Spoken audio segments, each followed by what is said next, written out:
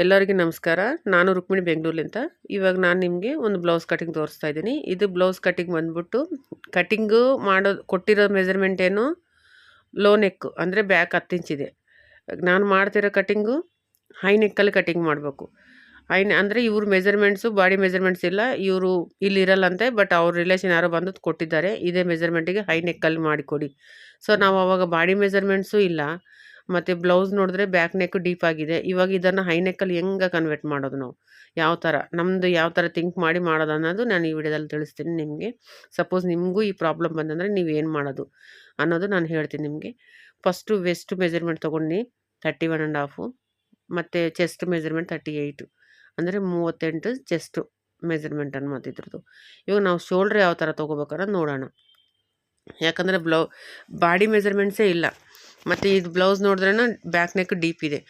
ಈ ಥರ ಬಂದವಾಗ ಏನು ಮಾಡೋದು, ನಮ್ಮ ಥಿಂಕ್ ಮಾಡಬೇಕು 30 ಸೈಜ್ಗೆ ನಮ್ಗೆ ಎಷ್ಟು ಶೋಲ್ಡ್ರ್ ಬರುತ್ತೆ ಅದನ್ನು ನಾವು ಆಲೋಚನೆ ಮಾಡಬೇಕಾಗುತ್ತೆ. ಯಾಕಂದರೆ 36ಗೆ ಒಂಥರ, 32ಗೆ ಒಂಥರ, 38ಗೆ ಒಂಥರ ಶೋಲ್ಡರ್ಸ್ ಇರ್ತವೆ. ಇವಾಗ 38ಗೆ ಎಷ್ಟಿದೆ ನನಗೆ ಇದರಲ್ಲಿ, ಅವ್ರ ಶೋಲ್ಡ್ರ್ ಬಂದ್ಬಿಟ್ಟು 12 ಇಂಚಿದೆ. ಸೊ ನಾನು ಅದಕ್ಕೆ ಇನ್ನು 2 ಇಂಚಸ್ ಎಕ್ಸ್ಟ್ರಾ ಆ್ಯಡ್ ಮಾಡಿದ್ದೀನಿ. 1 ಇಂಚು ಸ್ಟಿಚಿಂಗ್ ಪರ್ಪಸ್ ಬಿಟ್ಟಿದ್ದೀನಿ, ಅಂದರೆ ಟೋಟಲ್ ನಾನು 15 ಇಂಚಿಗೆ ಮಾರ್ಕಿಂಗ್ ಹಾಕಿದ್ದೀನಿ ಅಲ್ಲಿ ಶೋಲ್ಡ್ರಿಗೆ. ಯಾಕಂದರೆ ಇದು ಮೆಜರ್ಮೆಂಟ್ ಬ್ಲೌಸೇ ಇಲ್ಲ, ಎಷ್ಟಿದ್ರೆ ಕೂಡ ಅದರಲ್ಲಿ ಒಂದು 3 ಇಂಚಸ್ಸು ನಾವು 1 ಇಂಚು ಸ್ಟಿಚಿಂಗ್ ಪರ್ಪಸ್ಸು, ಒಂದು 2 ಇಂಚಸ್ ಶೋಲ್ಡ್ರ್ ಪರ್ಪಸ್, ಈ ಥರ ಬಿಟ್ಕೋಬೇಕಾಗುತ್ತೆ. ಮ್ಯಾಕ್ಸಿಮಮ್ 38 ಸೈಜಿಗೆ ಶೋಲ್ಡ್ರ್ ಬಂದ್ಬಿಟ್ಟು 15 ಇಂಚೇ ಬರುತ್ತೆ. 15-15.5 ಈ ಥರ ಇರುತ್ತೆ 38 ಸೈಜ್ ಅಂದರೆ. ನಾವು ಆ ಥರ ಲೆಕ್ಕ ಮಾಡಿಕೊಂಡೇ ಮಾಡಬೇಕಾಗುತ್ತೆ ಕೆಲಸ. ಈಗ 34 ಇದ್ದರೆ ಏನು ಮಾಡಬೇಕು, 14 ಬರುತ್ತೆ. 14-14.5, 14-14.5 36 ಸೈಜಿಗೆ ಬರುತ್ತೆ. 32ಗೆ ಎಷ್ಟು ಬರುತ್ತೆ, 14-13.5 ಈ ಥರ ಮೆಜರ್ಮೆಂಟ್ಸು ನಾವು ಕ್ಯಾಲ್ಕುಲೇಷನ್ ಹಾಕೊಂಡೆ ನಾವು ಶೋಲ್ಡ್ರ್ ಮೆಜರ್ಮೆಂಟ್ ತೊಗೋಬೇಕು. ಇವಾಗ ಹಾರ್ಮೋಲ್ ಸೇಮ್ ಅವ್ರದ್ದು ಎಷ್ಟಿದೆಯೋ ಅಷ್ಟೇ ಬರುತ್ತೆ, ಬಟ್ ಶೋಲ್ಡ್ರದ್ದು ಬ್ಲೌಸ್ ಮೆಜರ್ಮೆಂಟ್ ಪ್ರಕಾರ ಮಾತ್ರ ನಾವು ಹೋಗೋಕ್ಕಾಗಲ್ಲ. ಯಾಕಂದರೆ ಇದು ಹೈ ನೆಕ್ ಬ್ಲೌಸ್ ಅಲ್ವಾ. ಶೋಲ್ಡ್ರಿಗೆ 7.5 ಹಾಕಿನಂದರೆ ಹಾರ್ಮೋಲ್ಗೂ 7.5 ಹಾಕಿನಿ. ಹಾರ್ಮೋಲ್ ಸೈಜ್ ಎಷ್ಟಿದೆ ಅವ್ರದ್ದು 8.5 ಇದೆ, ಅಂದರೆ 16.5 ಇದೆ. 16.5ಗೆ ನಾನು ಒಂದು 1/2 ಇಂಚು ಮೇಲೆ ಶೋಲ್ಡ್ರ್ ಇದೆಯಲ್ಲ, ನನಗೆ 8.5 ಬಂತು. ಯಾವುದು ಹಾರ್ಮೋಲ್ ಸೈಜ್ಗೆ ನಾನು ಒಂದು 1/4 ಇಂಚು ಶೋಲ್ಡ್ರಿಗೆ ಕ್ರಾಸ್ ಮಾಡಿದ್ದೀನಿ. ಯಾಕಂದರೆ ಅಲ್ಲಿ ಮೇಲೆ ಹೈ ನೆಕ್ಕಲ್ಲಿ ಬಂದ ಮೇಲೆ ಶೋಲ್ಡ್ರಿಗೆ ಹಾರ್ಮೋಲ್ ಸೈಡ್ ಡೌನ್ ಆಗಿಬೇಕು. ಎಷ್ಟು, ಒಂದು 1/4 ಇಂಚು. ಈ ಥರ ನಾವು ನೆನ್ಪಿಟ್ಕೋಬೇಕು. ಯಾಕಂದರೆ ಶೋಲ್ಡ್ರಿಗೆ ಎಷ್ಟು ಮಾಡಿದ್ದೀನಿ ನಾನು, ಶೋಲ್ಡರ್ 12 ಬಂದರೆ 2 ಇಂಚ್ ಎಕ್ಸ್ಟ್ರಾ ಆ್ಯಡ್ ಮಾಡಿದ್ದೀನಿ, 14 ಆಯಿತು. 14ಕ್ಕೆ ಸ್ಟಿಚಿಂಗ್ ಪರ್ಪಸ್ಸು 1 ಇಂಚ್ ಆ್ಯಡ್ ಮಾಡಿದ್ದೀನಿ, ಅಂದರೆ ಅಲ್ಲಿಗೆ 15 ಇಂಚ್ ಆಯಿತು. 38 ಸೈಜಿಗೆ 15 ಇಂಚು ಶೋಲ್ಡ್ರ್ ಬರುತ್ತೆ ಅನ್ನೋದು ಗೊತ್ತಾಗ್ಬೇಕು ನಮಗೆ. ಹಾರ್ಮೋಲ್ ಎಷ್ಟಿದೆಯೋ ಅಷ್ಟು ತೊಗೊಂಡು ಒಂದು ಡೌನ್ಗೆ, ಅಂದರೆ ಹಾರ್ಮೋಲ್ ಡೌನ್ ಸೈಡ್ಗೆ ನಾವು ಫಿಟ್ಟಿಂಗ್ ಇರುತ್ತಲ್ಲ, ಹಾರ್ಮೋಲ್ ಡೌನ್ ಸೈಡ್ಗೆ ಒಂದು 1/4 ಇಂಚು ಶೋಲ್ಡ್ರ್ಲಿಂದ ಡೌನ್ ಮಾಡ್ಕೋಬೇಕು. ಆವಾಗ ಪ್ರಾಪರು ಹೈ ನೆಕ್ಕಲ್ಲಿ ಪ್ರಾಪರ್ ಫಿಟ್ಟಿಂಗ್ ಬರುತ್ತೆ. ಇದು ನಿಮ್ಗೆ ಅರ್ಥ ಆಗಿಲ್ಲ ಅಂದರೆ ಮತ್ತೆ ಕಾಮೆಂಟ್ ಮಾಡಿ, ನಾನು ಇನ್ನೊಂದು ವಿಡಿಯೋಲಿ ಮತ್ತೆ ತಿಳಿಸ್ತೀನಿ ನಾನು ನಿಮಗೆ. ಶೋಲ್ಡರ್ ಪ್ರತಿಯೊಂದು ಟೈಲರ್ಗೆ ನೆನ್ಪಿಟ್ಕೋತಕ್ಕ ವಿಷಯ ಏನು ಗೊತ್ತಾ, ಯಾವ ಸೈಜು ಮೆಜರ್ಮೆಂಟಿಗೆ ಯಾವ ಸೈಜು ಶೋಲ್ಡರ್ ಬರುತ್ತೆ, ಯಾವ ಸೈಜು ಹಾರ್ಮೋಲ್ ಬರುತ್ತೆ, ಇದನ್ನು ನಾವು ನೆನ್ಪಿಟ್ಕೋಬೇಕು. ಖಂಡಿತ ಇದನ್ನು ನಾವು ಒಂದು ಫುಲ್ಲು ಒಂದು ಲೀಸ್ಟ್ ಮಾಡ್ಕೋಬೇಕು. ಈ ಸೈಜ್ಗೆ ನಮ್ಗೆ ಇದು ಬರುತ್ತೆ, ಈ ಸೈಜ್ ನಾವು ಈ ಥರ ಕಟಿಂಗ್ ಇರುತ್ತೆ. 30 ಸೈಜ್ಲಿಂದ ಹಿಡಿದು 28 ಸೈಜಿಂದ ಬ್ಲೌಸ್ ಕಟಿಂಗ್ ಸ್ಟಾರ್ಟ್ ಆಗುತ್ತೆ. ಬ್ಲೌಸ್ ಮೆಜರ್ಮೆಂಟ್ಸು 28ಲಿಂದ ಸ್ಟಾರ್ಟ್ ಆಗುತ್ತೆ. 28 ಹಿಡ್ಕೊಂಡು 52ವರೆಗೂ ಹೋಗುತ್ತೆ. 52-54ವರೆಗೂ ಬ್ಲೌಸ್ ಮೆಜರ್ಮೆಂಟ್ಸು ಹೋಗುತ್ತೆ. ಸೊ ನೀವು ಅದನ್ನು ಒಂದು ಬುಕ್ ತೊಗೊಂಡು ಅದರಲ್ಲಿ ಯಾವ ಸೈಜ್ಗೆ ಯಾವ ಮೆಜರ್ಮೆಂಟ್ ಬರುತ್ತೆ ಅನ್ನೋದು ಲರ್ನರ್ಸ್ ಯಾರೇ ಆಗಲಿ ಅದನ್ನು ಒಂದು ಲೀಸ್ಟ್ ಮಾಡ್ಕೋಬೇಕು. ಯಾಕಂದರೆ ಲೀಸ್ಟ್ ಮಾಡ್ಕೊಂಡ್ರೆ ನಿಮಗೆ ಆಟೋಮೆಟಿಕ್ಲಿ ನೀವು ಯಾರು ಹೇಳೋದು ಬೇಡ. ಬಾಡಿ ಮೆಜರ್ಮೆಂಟ್ ಇಲ್ಲಾಂದರೆ ಕೂಡ ಅದ್ರ ಸೈಜಿಗೆ ಸ್ವಲ್ಪ ಒಂದು 1/4 ಇಂಚ್ ಅಪ್ ಡೌನ್ ಆಗ್ಬೋದು, ಬಟ್ ಸೇಮ್ ಮೆಜರ್ಮೆಂಟ್ಸೇ ನಮ್ಗೆ ಸಿಗುತ್ತೆ. ಸರಿನಾ. ಇವಾಗ ನಾನಿದು ಪ್ರಿನ್ಸಸ್ ಕಟ್ ಮಾಡ್ತಾಯಿದ್ದೀನಿ. ಪ್ರಿನ್ಸಸ್ ಕಟ್ಗೆ ಹಾರ್ಮೋಲಿಂದ ಸೈಡಿಗೆ 1 ಇಂಚ್ ಎಕ್ಸ್ಟ್ರಾ ಬಿಟ್ಟಿದ್ದೀನಿ. ಹಾರ್ಮೋಲ್ ಡೌನಿಗೆ ವೆಸ್ಟ್ ಸೈಡ್ಗೆ 1.5 ಇಂಚ್ ಎಕ್ಸ್ಟ್ರಾ ಬಿಟ್ಕೊಂಡಿದ್ದೀನಿ. ಸೇಮ್ ಶೋಲ್ಡರ್ 15ಗೆ 15 ಬಿಟ್ಟಿದ್ದೀನಿ, same shoulder. But front neck leaf neck ಬರುತ್ತೆ, ಡೌನ್ಗೆ ಬರುತ್ತೆ, ಫುಲ್ ಹೆವಿ. ಇದು ಇವಾಗ ಟ್ರೆಂಡಿ ಆಗಿದೆ. ಇವಾಗ ಬರೋ ಬ್ಲೌಸಸ್ ಎಲ್ಲನೂ ಇದೇ ಥರನೇ ಬರ್ತಾಯಿದೆ. ಯಾಕಂದರೆ ಎಲ್ಲ ಡ್ರೆಸ್ಗಳು ಹಾಕ್ಕೊಂಡು ಅಭ್ಯಾಸ ಆಗಿಬಿಟ್ಟು ಈ ಹೈ ನೆಕ್ಕಲ್ಲೇ ಬ್ಲೌಸಸ್ ಜಾಸ್ತಿ ಸ್ಟಿಚಿಂಗ್ ಆಗ್ತಾಯಿರೋದು. Princess cut high neck blouse ತುಂಬ ಟ್ರೆಂಡಿ ಆಗಿದೆ. ನೀವು ಇದರ ಮೆಜರ್ಮೆಂಟ್ ನೆನ್ಪಿಟ್ಕೊಂಡು ಇದ್ರ ಪ್ರಕಾರ ಫಾಲೋ ಮಾಡಿದ್ರೆ ನೀಟಾಗಿ ನಿಮಗೆ ಕಟಿಂಗ್ ಬರುತ್ತೆ. ನಾನು 38 ಸೈಜಿಗೆ ಎಷ್ಟು ಇಟ್ಟಿದ್ದೀನಿ ಅನ್ನೋದು ನೀವು ಅದನ್ನು ನೋಡ್ಕೋಬೇಕು. 38 ಸೈಜ್ಗೆ ನಾನು ಶೋಲ್ಡ್ರ್ ಬಂದ್ಬಿಟ್ಟು 15 ಇಟ್ಟಿದ್ದೀನಿ. ಅಂದರೆ 15 ಅಂದರೆ 1 ಇಂಚ್ ಎಕ್ಸ್ಟ್ರಾ ಸ್ಟಿಚಿಂಗ್ ಪರ್ಪಸ್ ಬಿಟ್ಟಿದ್ದೀನಿ. ಫ್ರಂಟ್ ನೆಕ್ಕು ಡೌನ್ ಆಗಿದೆ. ಸೊ ಫ್ರಂಟ್ ನೆಕ್ ಮಿನಿಮಮ್ 8 ಇಂಚು ಡೌನ್ ಆಗುತ್ತೆ ಇದು. ಬ್ಯಾಕ್ ನೆಕ್ ಮಾತ್ರ ಹೈ ನೆಕ್ ಬಂದಿದೆ. ಶೋಲ್ಡರ್ ಕಡೆ 1/2 ಇಂಚು ಕ್ವಾರ್ಟರ್ ಇಂಚು ಡೌನ್ ಆಗಿದೆ. ಶೋಲ್ಡರ್ ಸೈಡು, ಹಾರ್ಮೋಲ್ ಸೈಡು, ಸರಿನಾ? ಅದಕ್ಕೆ ಕಂಪಲ್ಸರಿ ಡೌನ್ ಆಗಲೇಬೇಕು. ಇಲ್ಲಾಂದರೆ ನೆಕ್ಕು ಶೋಲ್ಡರ್ ಬಳಿ ಎತ್ಕೊಂಡಂಗೆ, ಸ್ಲೀವ್ ಅಟ್ಯಾಚ್ ಮಾಡಿದಾಗ ಅಲ್ಲಿ ಭುಜದ ಬಳಿ ಎತ್ಕೊಂಡಂಗೆ ಕಾಣಿಸುತ್ತೆ, ಸರಿನಾ? ಫ್ರಂಟ್ ನೆಕ್ಕು ನಾನು 8 ಇಂಚಿಗೆ ಡೌನ್ ಮಾಡಿದ್ದೀನಿ. ಪ್ರಿನ್ಸೆಸ್ ಕಟ್ಟು ಮೇಲಿಂದ 10ವರೆಗೆ, ನನ್ನ ಕಡೆಯಿಂದ 4 ಇಂಚಿಗೆ, ಮತ್ತು ಕೆಳಗಡೆ ಒಂದು 3.5 ಇಂಚಿಗೆ ಡೌನ್ ಮಾಡ್ತಾಯಿದ್ದೀನಿ. ಈ ಥರ ಸ್ಟ್ರೇಟ್ ಲೈನ್ ಹಾಕ್ಕೊಂಡು ಹಾರ್ಮೋಲ್ಗೆ ನಿಮ್ಗೆ ಇದು ಗೊತ್ತಾಗಿಲ್ಲ ಅಂದರೆ ಶೋಲ್ಡ್ರಲ್ಲಿಂದ ಒಂದು 5.5 ಇಂಚಿಗೆ ಡೌನ್ ಮಾಡ್ಕೊಂಡ್ರೆ ಅಲ್ಲಿಗೆ ಕ್ರಾಸ್ ಬಂದುಬಿಟ್ರೆ ಹಾರ್ಮೋಲ್ ಕರೆಕ್ಟು ನಾವು ಡಾಟ್ಸ್ ಹಾಕ್ತೀವೋ ಅಲ್ಲಿಗೆ ಬಂದು ಕರೆಕ್ಟಾಗಿ ಸೆಟ್ ಆಗಬೇಕು. ಎಲ್ಲಿಂದ ಈಗ ನಾನು ಎಲ್ಲಿ ನನ್ನ ಕಡೆಯಿಂದ 3.5, 4, ಮೇಲಿಂದ ಒಂದು 5.5 ಈ ಥರ ಸೆಟ್ಟಿಂಗ್ ಮಾಡ್ಕೋಬೇಕು ಇದರಲ್ಲಿ ಪ್ರಿನ್ಸೆಸ್ ಕಟ್ಟು. ಮತ್ತು ಆಮೇಲೆ ಒಂದು 2 ಇಂಚಿಗೆ ಮಾರ್ಕಿಂಗ್ ಹಾಕ್ಕೊಂಡು ಅದನ್ನು ಸ್ವಲ್ಪ ಕರು ತಿರುಗಿಕೊಂಡು ಈ ಥರ ಕಟ್ಟಿಂಗ್ ಅಂಬೋದು ಈ ಥರ ಆಗಬೇಕು. ನೋಡಿರಿ ಪ್ರಿನ್ಸೆಸ್ ಕಟ್ಟಿಂಗ್ ಇದು. ಯಾವುದು ಕೂಡ ನಿಮ್ಗೆ ಡೌಟ್ ಬಂದರೆ 100% ಕಾಮೆಂಟ್ ಮಾಡಿ. ಫಸ್ಟು ವೀಡಿಯೋಗೊಂದು ಲೈಕ್ ಮಾಡಿ. ಲೈಕ್ ಮಾಡಿದ್ರೆ ಏನಾಗುತ್ತೆ ಅಂದರೆ ಯಾರಾದರೂ ಕಲಿಬೇಕಂತ ಇಂಟ್ರೆಸ್ಟ್ ಇರುತ್ತೋ ಹೊಸ್ದಾಗಿ ಕಲಿಯೋರಿಗೆ ಎಲ್ಲರಿಗೂ ವೀಡಿಯೋ ಶೇರ್ ಆಗುತ್ತೆ. ಸೊ ನನ್ನಿಂದ ಒಂದು ಹೆಲ್ಪ್ ಆಗುತ್ತೆ, ನಿಮ್ಮಿಂದನೂ ಒಂದು ಹೆಲ್ಪ್ ಆಗುತ್ತೆ. ಪ್ಲೀಸ್ ಒಂದು ಲೈಕ್ ಮಾಡಿರಿ, ವೀಡಿಯೋಗೊಂದು ಲೈಕ್ ಮಾಡಿ. ನಿಮ್ಮದು ಒಳ್ಳೆ ಕಾಮೆಂಟು ನನಗೆ ಹಾಕ್ರಿ. ಎಲ್ಲ ಸಿಸ್ಟರ್ ಕಾಮೆಂಟಿಗೆ ನಾನು ವೆಯ್ಟ್ ಮಾಡ್ತಾ ಇರ್ತೀನಿ. ತಪ್ಪದೇ ಕಾಮೆಂಟ್ ಮಾಡಿ ಏನೋ ಡೌಟ್ ಇದ್ದರೆ. ಇಲ್ಲ ನನ್ನ ಮೊಬೈಲ್ ನಂಬರ್ ಬೇಕಾದ್ರೂ ನಾನು ನಿಮ್ಗೆ ಕೊಡ್ತೀನಿ. ನಿಮ್ಗೆ ಮೊಬೈಲ್ ನಂಬರ್ ಬೇಕಿದ್ದರೂ ಕಾಮೆಂಟ್ ಮಾಡಿ, ಮೊಬೈಲ್ ನಂಬರ್ನು ಕೊಡ್ತೀನಿ, ಸರಿನಾ? ನಿಮ್ಗೆ ಡೌಟ್ ಇದ್ದರೆ ಎಲ್ಲ ಕ್ಲಿಯರ್ ಮಾಡ್ಕೊಳ್ಳಿ. ನೀಟಾಗಿ ಕಲಿಬೇಕನ್ನೋದೇ ಒಂದು ಉದ್ದೇಶ, ಎಲ್ಲರೂ ಕಲ್ಕೋಬೇಕನ್ನೋದು. ಇದರಲ್ಲಿ ಏನು ₹1 ಖರ್ಚು ಮಾಡೋಂಥದ್ದಿಲ್ಲ ನಿಮಗೆ. ಸೊ ಕಟಿಂಗ್ ನೀಟಾಗಿ ಕಲಿತ್ರೆ ಸ್ಟಿಚಿಂಗ್ ಆಟೋಮೆಟಿಕ್ಕು ನೀವು ನಿಧಾನವಾಗಿ ಮಾಡ್ಕೋಬೋದು. ಇವಾಗ ನೋಡಿರಿ ನಾನು ಯಾವ ಥರ ವೀಡಿಯೋದಲ್ಲಿ ತೋರಿಸ್ತಾ ಇದ್ದೀನೋ ಪ್ರಿನ್ಸೆಸ್ ಕಟ್ಟಿಗೆ ಆ ಥರ ಒಂಚೂರು ತೆಗಿಬೇಕನ್ಮಾತ ಅಲ್ಲಿ ಹಾರ್ಮೋಲಿಂದ, ಇಲ್ಲಾಂದರೆ ಅಲ್ಲಿ ರಿಂಕಲ್ಸ್ ಬರುತ್ತೆ, ಸರಿನಾ? ಈಗ ಬ್ಯಾಕ್ ಪಾರ್ಟ್ ಕಟಿಂಗು ನಾವು ಮಾಡಿದ್ದೀವಿ.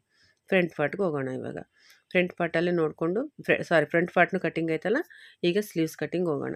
ಸ್ಲೀವ್ಸಲ್ಲಿ ನೋಡಿ, ಇದು ಒಂದು ಸರ್ತಿ ನಾವು ಕಟಿಂಗ್ ಆದಮೇಲೆ ಇದನ್ನು ಒಂದು ಸರ್ತಿ ಚೆಕ್ ಮಾಡ್ಕೋಬೇಕಾಗುತ್ತೆ. ಯಾವ ಥರ ನಾವು ಕಟಿಂಗ್ ಆಯಿತು, ಇಲ್ಲಿ ಹಾರ್ಮೋಲ್ ಹತ್ರ ಜಾಸ್ತಿ ಬಂತಾ, ಇಲ್ಲ ಕಟಿಂಗು ಎಕ್ಸ್ಟ್ರಾ ಕಟಿಂಗ್ ಕರೆಕ್ಟಾಗಿ ಆಯಿತಾ, ಇದೆಲ್ಲನೂ ಚೆಕ್ ಮಾಡ್ಕೋಬೇಕು ಒಂದು ಸಾರಿ. ಬ್ಯಾಕ್ ಪಾರ್ಟ್ ಮೇಲೆ ಫ್ರಂಟ್ ಪಾರ್ಟ್ ಇಟ್ಕೊಂಡು ಕರೆಕ್ಟಾಗಿ ಚೆಕ್ ಮಾಡ್ಕೋಬೇಕು. ಎಲ್ಲಾದರೆ ಎಕ್ಸ್ಟ್ರಾ ಅನಿಸಿದ್ರೆ ಅಲ್ಲಿ ಸ್ವಲ್ಪ ಟ್ರಿಮ್ ಮಾಡ್ಕೋಬೇಕು. ಆವಾಗ ಪ್ರಾಪರಾಗಿ ಕಟಿಂಗು ನಿಮ್ಗೆ ಸೆಟ್ ಆಗುತ್ತೆ. ನಾನು ವಿಡಿಯೋದಲ್ಲಿ ಯಾವ ಥರ ತೋರಿಸಿದ್ನೋ ಅದನ್ನು ನೆನ್ಪಿಟ್ಕೊಂಡು ನೀವು ಒಂದು ನೋಟ್ಸ್ ಬರ್ಕೊಂಡು ಶೋಲ್ಡ್ರ್ ಮೆಜರ್ಮೆಂಟ್ಸ್ ಎಲ್ಲನೂ ಬರ್ಕೊಂಡು ಹಾರ್ಮೋಲು ಯಾವ ಸೈಜಿಗೆ ಯಾವ ಶೋಲ್ಡ್ರ್ ಬರುತ್ತೆ, ಎಷ್ಟು ಹಾರ್ಮೋಲ್ ಬರುತ್ತೆ, ಇದು ಮಿನಿಮಮ್ ನಾಲೆಜ್ ನಿಮ್ಗೆ ಇರಲೇಬೇಕು. ಪ್ರತಿಯೊಂದು ಟೈಲರ್ಗೆ ಮಿನಿಮಮ್ ನಾಲೆಜ್ ಇದು ಇರಲೇಬೇಕು.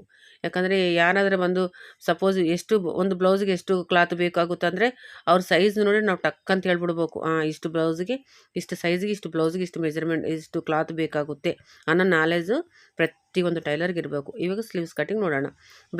ಸ್ಲೀವ್ಸಲ್ಲಿ ಏನು ವ್ಯತ್ಯಾಸ ಇಲ್ಲ, ಸೇಮ್ ನಮ್ಗೆ ಬಂದಿರೋದೆಲ್ಲನೂ ಎಲ್ಲಿ ಶೋಲ್ಡ್ರ್ ಮಾತ್ರ ಚೇಂಜಸ್ ಆಗಿದೆ, ಮಿಕ್ಕಿದೆಲ್ಲ ಸೇಮ್ ಟು ಸೇಮ್ ಹೆಂಗಿದೆಯೋ blouse, pin to pin blouse ನಾವು ಕಟ್ಟಿಂಗ್ ಮಾಡ್ಕೋಬೇಕಾಗುತ್ತೆ. ಸ್ಲೀವ್ಸಲ್ಲಿ ನೋಡಿ, ಫ್ರಂಟ್ ಪಾರ್ಟ್ ಏನಿದೆಯಲ್ಲ ಅದು ಮೇಲೆ ತೊಗೋಬೇಕು. ಒಂದು ಸ್ಲೀವ್ನ ಫ್ರಂಟ್ ಪಾರ್ಟ್ ಮೇಲೆ ಬಂದಿರಬೇಕು, ಬ್ಯಾಕ್ ಪಾರ್ಟು ಕೆಳಗಡೆ ಬ್ಲೌಸಿಗೆ ಟಚ್ ಆಗಿರಬೇಕು. ಈ ಥರ ಎಲ್ಲನೂ 1 ಇಂಚ್ ಎಕ್ಸ್ಟ್ರಾ ಸ್ಲೀವ್ಸ್ಗಂತ ನಿಮ್ಗೆ ಗೊತ್ತಾಗಿಲ್ಲ ಅಂದರೆ ಸ್ಲೀವ್ಸ್ ಉದ್ದ ಮೇಲೆ 1 ಇಂಚ್ ಎಕ್ಸ್ಟ್ರಾ ಇಟ್ಕೊಂಡ್ರೆ ನಿಮ್ಗೆ ಕರೆಕ್ಟ್ ಕಟ್ಟಿಂಗು ಆಗಿಬಿಡುತ್ತೆ. ನೋಡಿರಿ ನಾನು ಯಾವ ಥರ ವಿಡಿಯೋದಲ್ಲಿ ತೋರಿಸ್ತಾ ಇದ್ದೀನೋ ಅದೇ ಥರ ಕಟ್ಟಿಂಗು ನೀವು ಮಾಡ್ಕೊಂಡ್ರೆ ಸ್ಲೀವ್ಸ್ ಕಟ್ಟಿಂಗು ಕೂಡ ಆಗುತ್ತೆ. ಹಾರ್ಮೋಲ್ ಚೆಕ್ ಮಾಡ್ಕೋಬೇಕು. ಮತ್ತು ಫ್ರಂಟ್ ಪಾರ್ಟಿಗೆ ಹಾರ್ಮೋಲ್ಗೆ ಹ್ಯಾಂಡ್ಸ್ಗೆ ಕರೆಕ್ಟು ಒಂದು ಸೈಡು, ಯಾಕಂದರೆ ನೀವು ಸ್ಟಿಚಿಂಗ್ ಮಾಡಬೇಕಾದ್ರೆ 2 ಸೈಡು ಹಾರ್ಮೋಲ್ ಸ್ಲೀವ್ಸ್ ಹೆಚ್ಚಿಗೆ ಬಂದುಬಿಡುತ್ತೆ, ಮತ್ತು ಅದನ್ನು ಟ್ರಿಮ್ ಮಾಡ್ತೀರಾ. ಈ ಥರ ಮಾಡೋಕ್ಕೆ ಹೋಗಬಾರ್ದು. ಪ್ರಾಪರಾಗಿ ಸೆಟ್ ಆಗಬೇಕು. ಸ್ಲೀವ್ಸ್ ಕಟ್ಟಿಂಗಿಗೆ ಹಾರ್ಮೋಲ್ಗೆ ಸೆಟ್ಟಿಂಗ್ ಆಗಬೇಕು. ಎಕ್ಸ್ಟ್ರಾ ಬರಬಾರ್ದು. ಎಕ್ಸ್ಟ್ರಾ ಬಂದಂದರೆ ಬಿಚ್ಚಿ ಮಾಡಿರಿ, ಮತ್ತೆ ಬಿಚ್ಚಿ ಮತ್ತೆ ನೋಡಿಕೊಂಡು ಸ್ಟಿಚಿಂಗ್ ಏನಲ್ಲಿ ಕಟಿಂಗ್ ಮಾಡ್ಬೇಕು ಅಲ್ಲಿ ಕಟಿಂಗ್ ಮಾಡ್ಕೊಂಡು ಮಾಡಿರಿ. ಹೊರ್ತು ಹೆಚ್ಚಿಗೆ ಬಂದೆ ಅಂತ ಟ್ರಿಮ್ ಮಾಡಿ ಆ ಥರನೇ ಫಿಟ್ಟಿಂಗ್ ಮಾಡೋಕ್ಕೆ ಹೋಗ್ಬೇಡ್ರಿ.